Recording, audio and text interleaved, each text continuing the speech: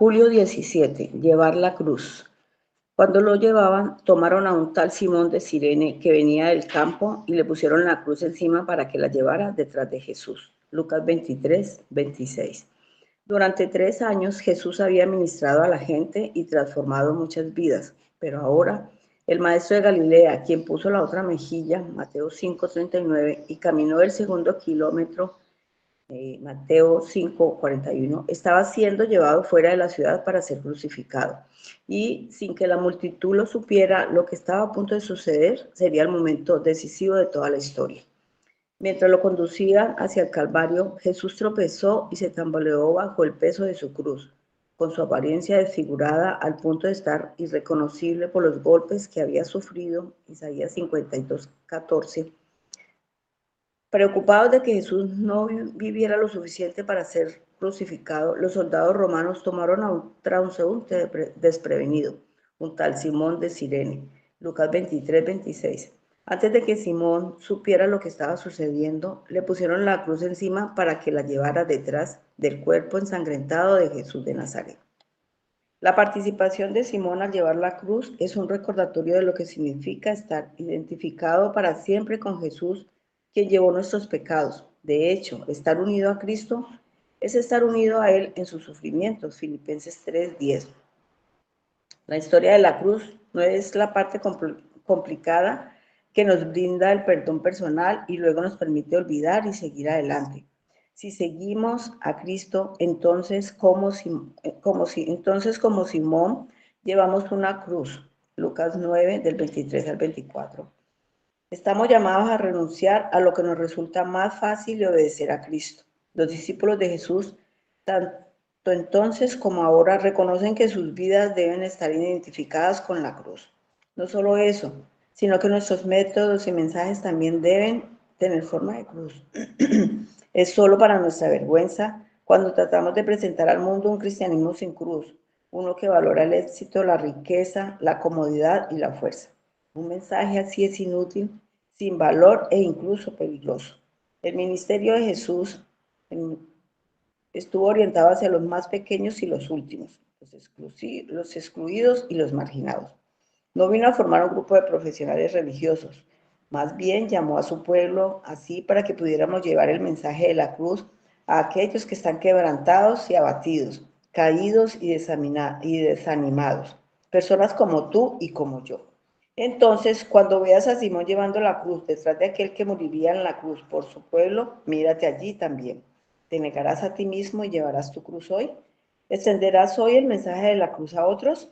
Hazlo con alegría, porque el camino de tu Salvador ensangrentado no terminó con su muerte, y así, siguiéndolo, tu camino tampoco terminará al morir. Para profundizar, Marcos 8, del 34 al 38. Amén. Amén. Gracias, hermanita Estela. Amada familia en la fe, buenos días, Dios les bendiga. Hoy el devocional que tiene preparado nuestro santo y buen Dios nos va a llevar a conocer una verdad que todos sabemos y damos por sentada, pero la pregunta es, ¿qué significa llevar la cruz? O sea, ¿cómo qué representa para nuestra vida como creyentes y qué representó para los primeros discípulos, la iglesia temprana, esa iglesia primitiva que iniciaba en medio de tanta oposición y tanta persecución? Y cómo ese llevar la cruz transformó el mundo y permanece todavía la iglesia y permanecerá hasta el último día, como dice la Escritura, que las puertas de Hades no podrán prevalecer a la iglesia del Señor Jesucristo. Llevar la cruz es el título devocional del día de hoy, y como leía nuestra hermana Estela, se encuentra en Lucas 23:26, dice la palabra del Señor, y llevándole tomaron a cierto Simón de Cirene, que venía del campo, y le pusieron encima la cruz para llevársela tras Jesús. Y hay un texto paralelo para profundizar, que es Marcos 8, y leo del 31 al 38. Y comenzó a enseñarles que le era necesario al Hijo del Hombre padecer mucho y ser desechado por los ancianos, por los principales sacerdotes, por los escribas, y ser muerto, y resucitar después de 3 días. Esto les decía claramente. Entonces Pedro le tomó aparte y comenzó a reconvenirle. Pero él, volviéndose y mirando a los discípulos, reprendió a Pedro diciendo, quítate delante de mí, Satanás, porque no pones la mira en las cosas de Dios, sino en las de los hombres. Y llamando a la gente y a sus discípulos dijo, si alguno quiere venir en pos de mí, niéguese a sí mismo, tome su cruz y sígame, porque todo aquel que quiera salvar su vida la perderá, y todo el que pierda su vida por causa de mí y del Evangelio la salvará. ¿Por qué?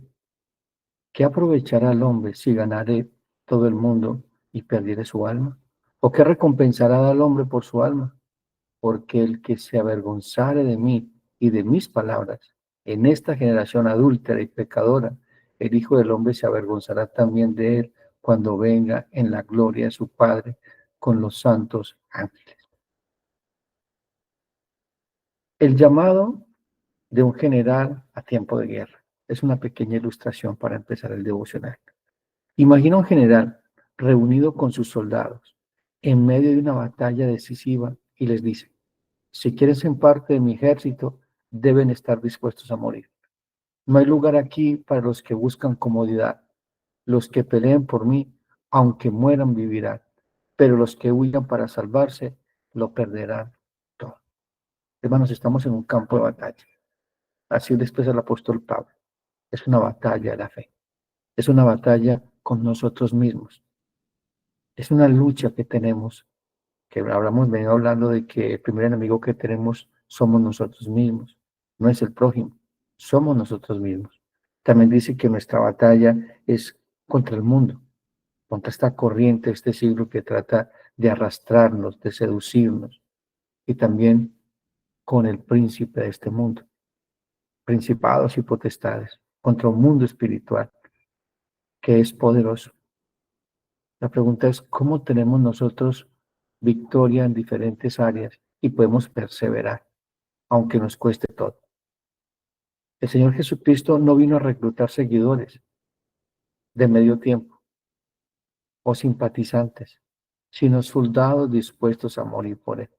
En Lucas 23-26 leemos que Simón de Cirene fue obligado a cargar la cruz de Jesús camino al Gólgota. Este hombre, sin saberlo, se convirtió en una imagen viva de lo que Cristo exige a todo discípulo. Y realmente este texto que estamos estudiando nos va a hablar acerca del desafío del discípulo, del discipulado. Pero ¿qué significa esto? En nuestra era de la comodidad, de la autoconfirmación, de la autosatisfacción, estas palabras suenan escandalosas. ¿Por qué? Porque vemos un cristianismo que se ha venido diluyendo, en donde el morir a nosotros mismos, el abandonarlo todo por Cristo, no es parte de la ecuación de la religión que se predica. Si ustedes ven la iglesia primitiva, estos hombres estuvieron dispuestos y murieron por causa de Cristo, pero lo ganaron todo.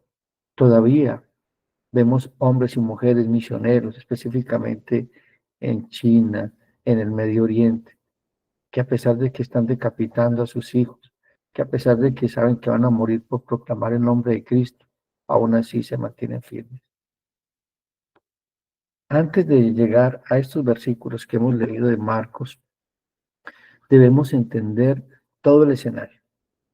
Hay varios aspectos, hay tres aspectos. La confesión de Pedro. En Marcos capítulo 8-29, Jesús pregunta, ¿quién dice la gente que soy yo? Pedro dice, tú eres el Cristo, el Hijo de Dios viviente.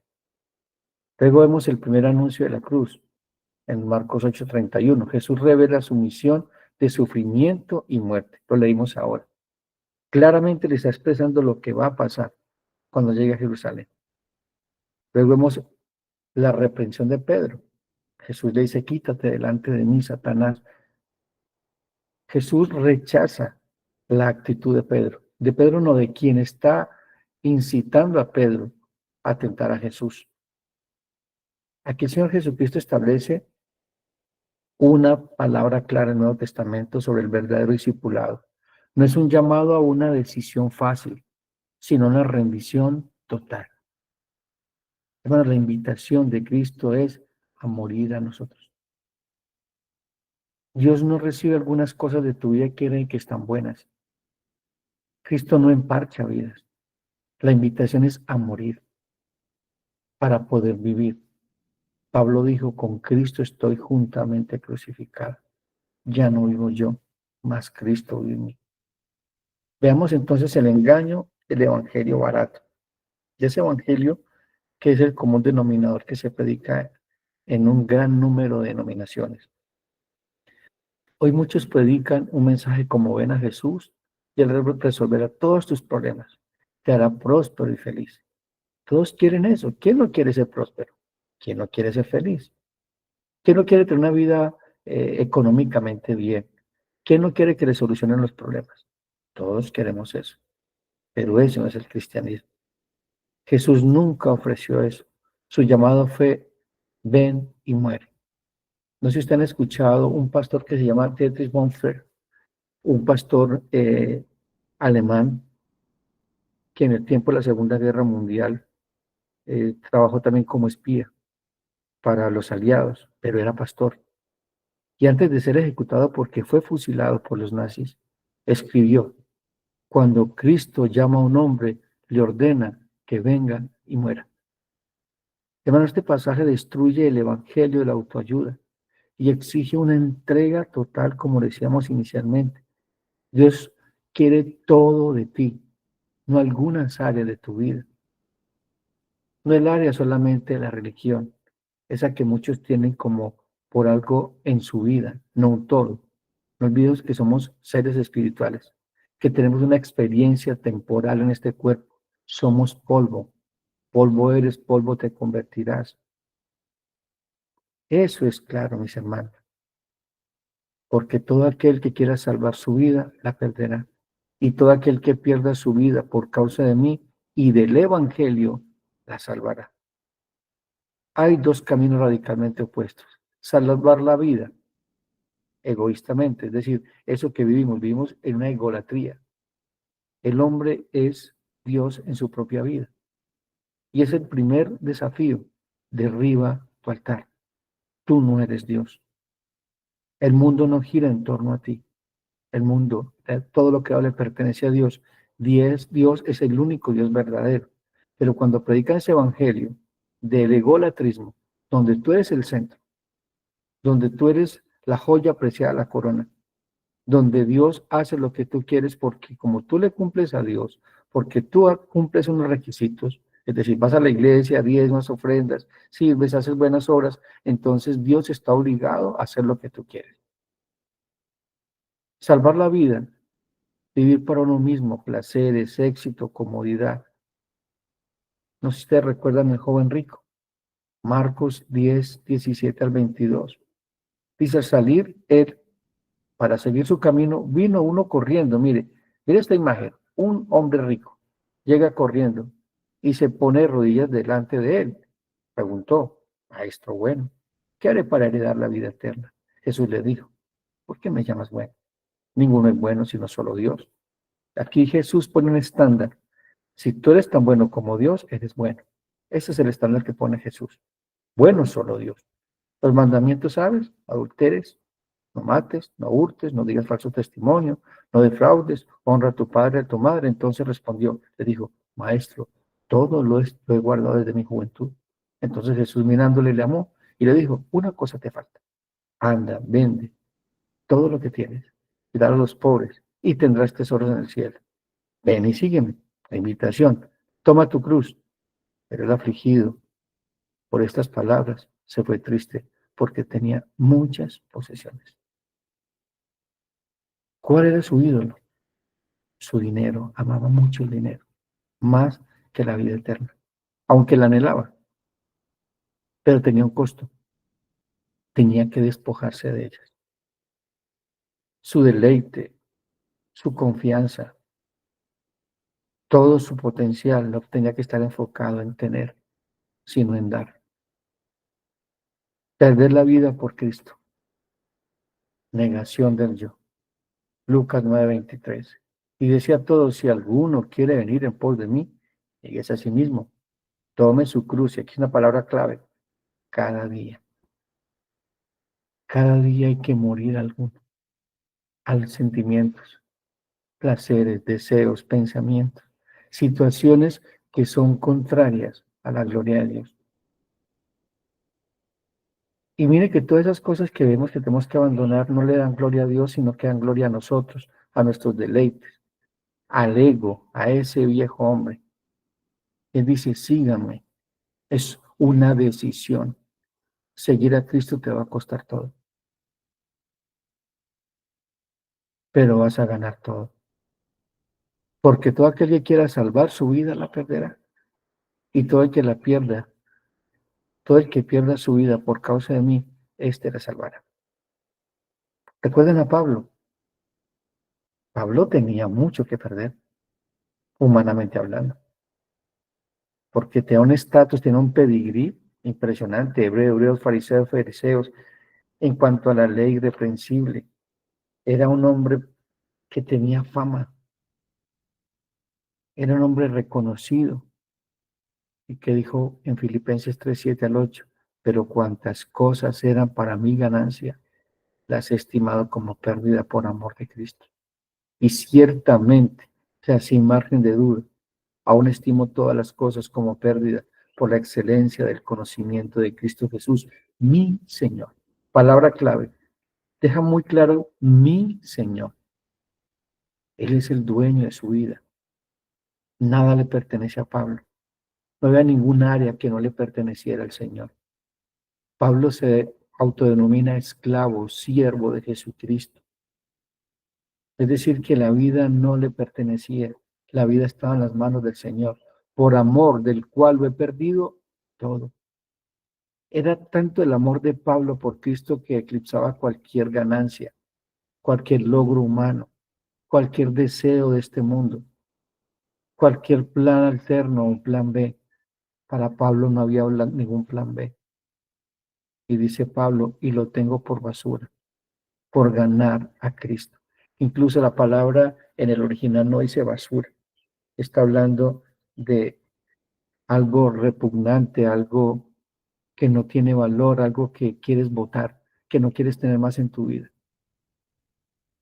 Primera pregunta, ¿qué tienes tú en tu vida que te robe la gloria de Dios? Que sea ante los ojos de Dios basura, que te está haciendo apartar del Dios vivo. Pierdes para ganar, mueres para vivir, rindes para reinar. Mira lo que la ilustración que da nuestro Señor Jesucristo con respecto al grano de trigo. Juan 12:24 al 26.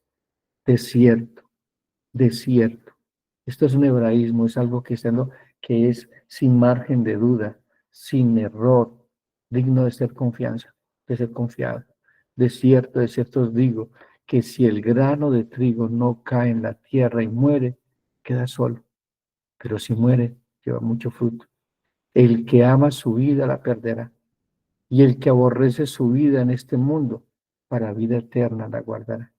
Si alguno me sirve, sígame. Y donde yo estuviere, allí también estará mi servidor.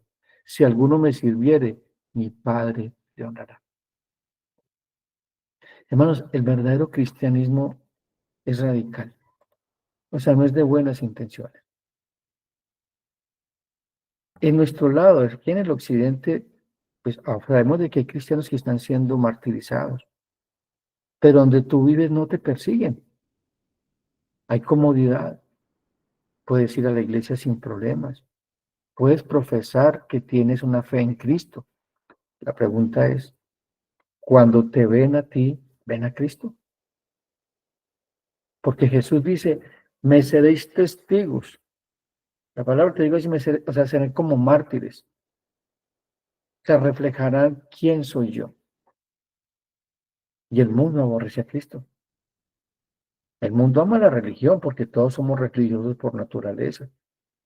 Pero confesar a Cristo es vivir diametralmente opuesto al mundo.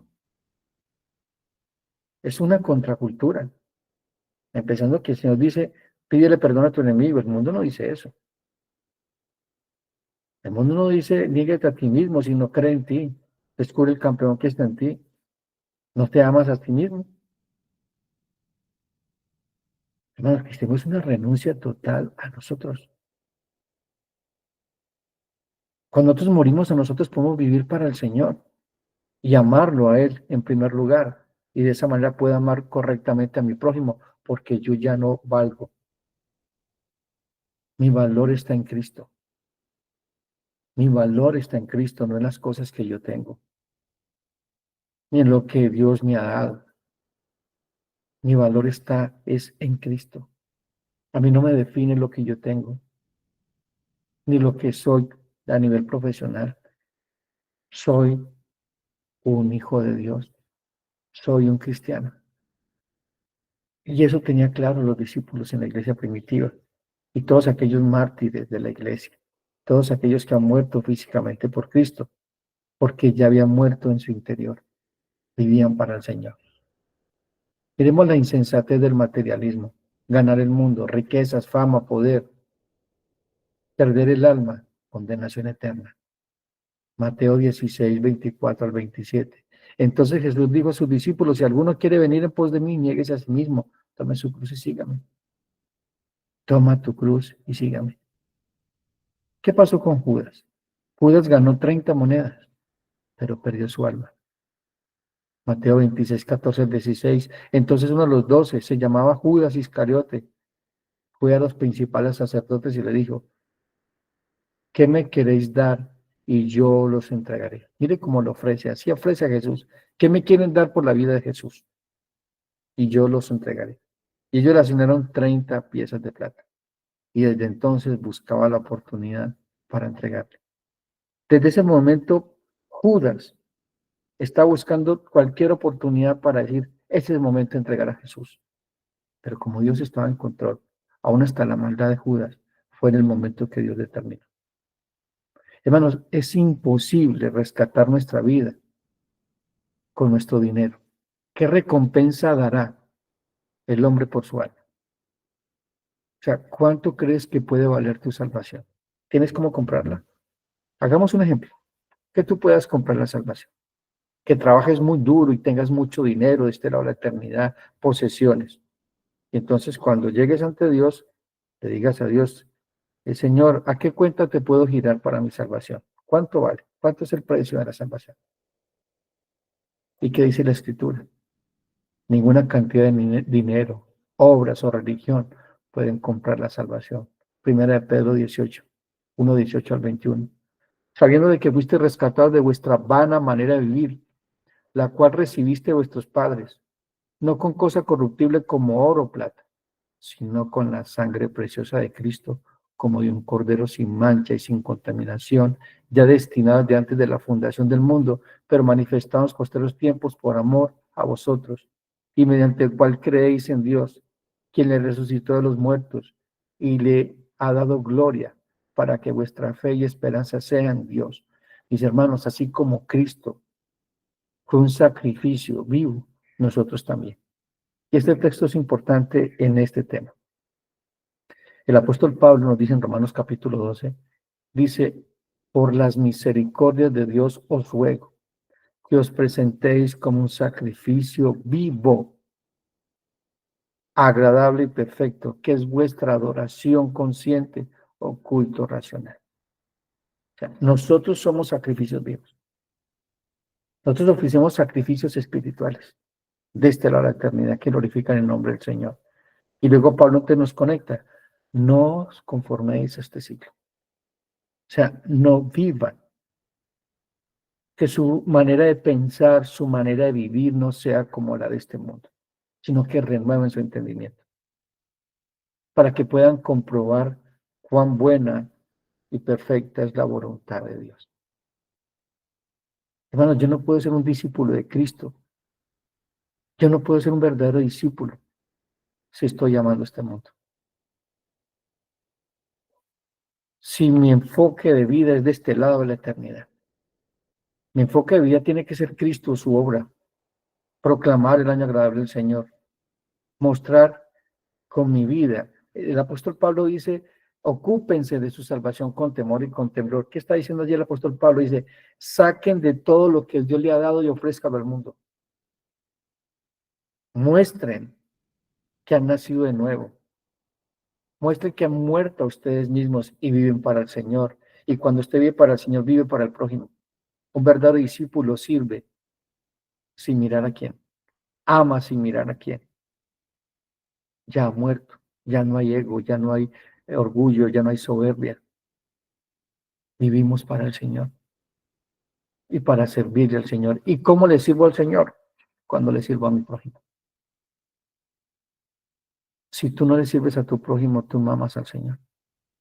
Si tú no proclamas el Evangelio del Señor, con predicar el Evangelio y vivir el Evangelio, tú no eres un creyente, eres un religioso.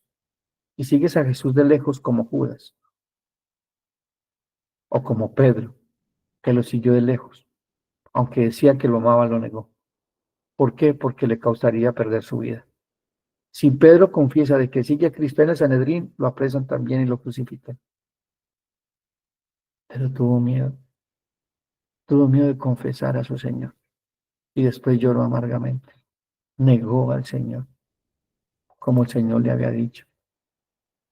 Solo la sangre de Cristo nos redime. Veamos una advertencia solemne, porque el que se avergonzare de mí y de mis palabras en esta generación adúltera y pecadora, el Hijo del Hombre también se avergonzará de él cuando venga en la gloria de su Padre con los santos ángeles. La vergüenza del mundo, avergonzarse de Cristo, negar en el trabajo, en la familia, en la cultura, callar el Evangelio por temor a ser rechazado,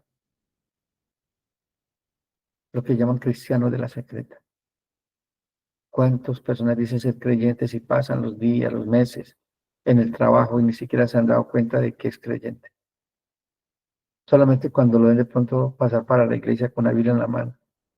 O cuando llega de pronto al trabajo y le dice, hermano, Dios te bendiga. Ah, este es creyente. Yo no sabía. Pedro negó a Cristo, ya lo dijimos ahora. Pero gracias al Señor fue restaurado, porque era parte de su muerte.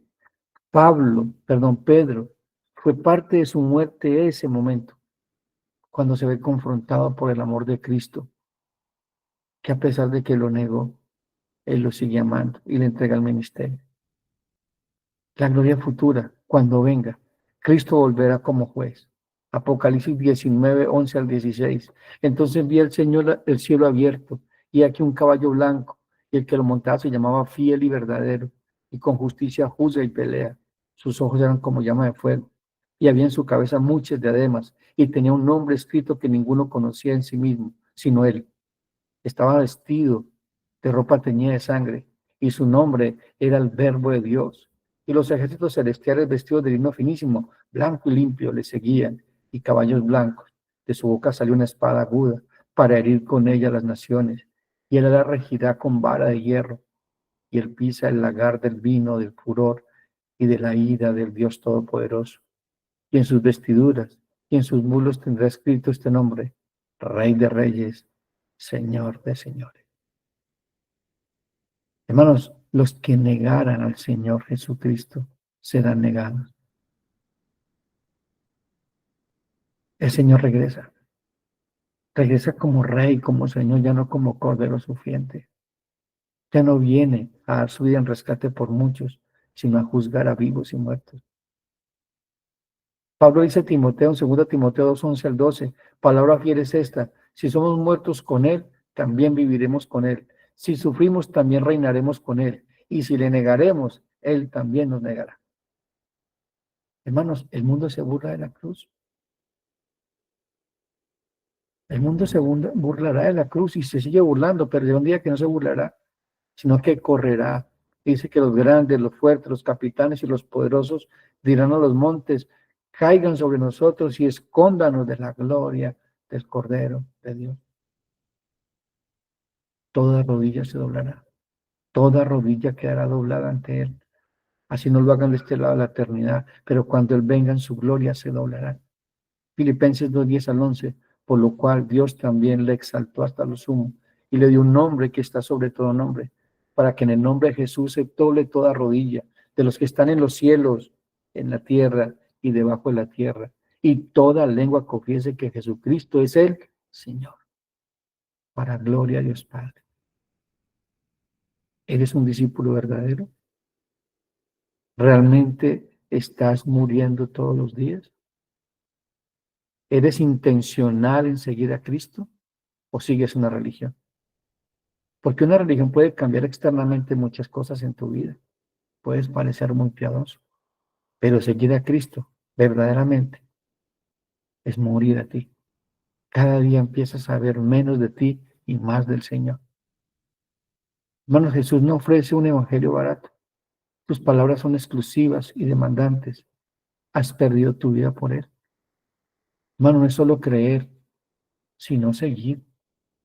Santiago 2:1-19 dice, pero alguno dirá, tú tienes fe y yo tengo obras. Muéstrame tu fe sin tus obras, y yo te mostraré mi fe por mis obras. Tú crees que Dios es uno, y bien haces. También los demonios creen en Dios y tiemblan. Tú puedes decir que crees en Cristo, que crees en Dios. La primera pregunta, con respecto del texto, ¿tiemblas ante la palabra del Señor? ¿Hay un temor reverente cuando lees la palabra del Señor, cuando Dios te habla y obedeces? ¿O fue algo más que escuchaste en tu vida? De pronto una cita maravillosa para contársela a alguien y que digan, uy, qué espiritual eres, qué palabra tan hermosa es. Hay un texto que no lo recuerdo en este momento, pero habla de Ezequiel, que Dios le dice a Ezequiel, tú serás como un cantor para el pueblo. Escucharán tus palabras y parecerán como dulce voz, pero no se someterán a ella. Hermanos, Jesús, nuestro Señor, no negocia con sus discípulos. Sus palabras son claras. Niéguese a sí mismo. No se trata de ascetismo, es decir, mortificarse físicamente o golpearse, sino un cambio de señorío. Adán eligió a sí mismo. Adán eligió ser su propio Dios. Cristo invierte esta rebelión. Romanos 5:18-19. Así como por la transgresión de uno vino la condenación a todos los hombres, de la misma manera por la justicia de uno vino a todos los hombres la justificación de vida. Porque así como por la desobediencia de un hombre muchos fueron constituidos pecadores, así también por la obediencia de uno, los muchos serán constituidos justos. No sé si ustedes recuerdan a Jesús en el huerto de Getsemaní. Dice, Padre, si te es posible, aparta de mí esta hora, pero que no se haga mi voluntad. Se negó a sí mismo, sino que se haga la tuya. Tomó su cruz. Allí Jesús tomó su cruz como hombre, enfrentar todo lo que venía. Cristo ya había muerto en el huerto de Getsemaní, humanamente hablando, en su corazón. Estaba rendido a la voluntad del Padre y le iba a costar su vida, pero iba a haber una gran victoria, como dice Isaías 53. Verá el fruto de su aflicción y quedará satisfecha su alma. Pedro negó a Cristo antes de aprender a negar su yo. Toma tu cruz. La cruz no es una molestia cotidiana, hermano. No es un jefe difícil. No es tu suegra, tu suegro, tu cuñada, un vecino. Sino la renuncia voluntaria a todo lo que compita con Cristo, a todo lo que ocupe el lugar del Señor. Así que cualquiera de vosotros que no renuncia a todo lo que posee, no puede ser mi discípulo. Lucas 14:33. Simón de Cirene fue forzado a cargar la cruz.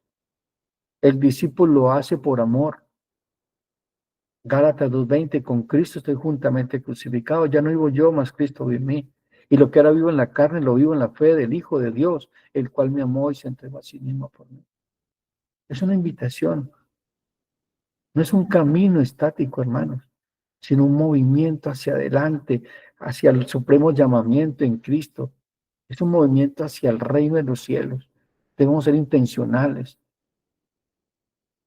El Señor hace una promesa. Jesús va delante y no nos deja solos en el dolor, en medio de la aflicción, en medio de la prueba. Mire, Él no nos deja solos. Él prometió estar con nosotros en medio de esas decisiones que tenemos que tomar, en medio cuando somos tentados. Pero que dice Juan 10:1-4, de cierto os digo, que el que no entra por la puerta en el redil de las ovejas, sino que sube por otra parte, ese es un ladrón y salteador. Mas el que entra por la puerta y por Cristo, el pastor de las ovejas es, Cristo en la puerta, es el pastor. A este abre él, portero, y las ovejas oyen su voz. Y escuchen esto. Y a sus ovejas llama por su nombre y las saca, y cuando las ha sacado fuera todas las propias, va delante de ellas.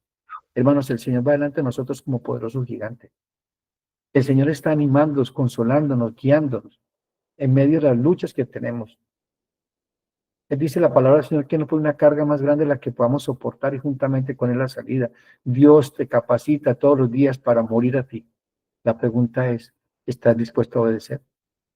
¿Estás dispuesto a dejar de amarte a ti mismo y amar más al Señor? Y las ovejas le siguen porque conocen su voz. ¿Estás cargando con tu cruz? Cristo no murió para hacernos cómodos, sino para hacernos libres del pecado y capaces de obedecer.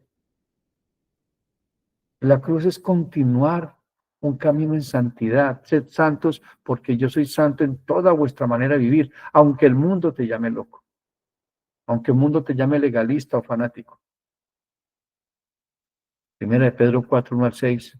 Puesto que Cristo ha padecido por nosotros en la carne, vosotros también armaos del mismo pensamiento. Pues quien ha padecido en la carne terminó con el pecado, para no vivir en el tiempo que resta en la carne, conforme a las concupiscencias de los hombres, sino conforme a la voluntad de Dios. Bástate ya, tiempo pasado, para haber hecho lo que agrada a los gentiles, andando en lascivias, concupiscencias, embriaguez, orgías, disipación y abominables idolatrías. A esto les parece, perdón, a esto les parece cosa extraña de que vosotros no corráis con ellos en el mismo desenfreno de disolución y os ultrajan, pero ellos darán cuenta al que está preparado para juzgar a los vivos y a los muertos. Porque por eso también ha sido predicado el evangelio a los muertos, para que sean juzgados en carne según los hombres, pero vivan en el espíritu según Dios. Hay un llamado final, mis hermanos. Mirad la cruz de Cristo hasta que vuestro corazón se quiebre. Entonces tomad la vuestra. Seguid. No hay otro camino para la vida verdadera. Lo dice Jonathan Edwards. Hay áreas donde no te has negado: orgullo, pecados secretos, amor al dinero. ¿Cómo refleja tu vida diaria que Cristo lo vale todo? Sir Glenn Ferguson, un pastor presbiteriano, escribe esto: la cruz es el polo norte de la brújula del creyente. Nos orienta hacia el cielo. Mis queridos hermanos, este ha sido el devocional del día de hoy. Vamos.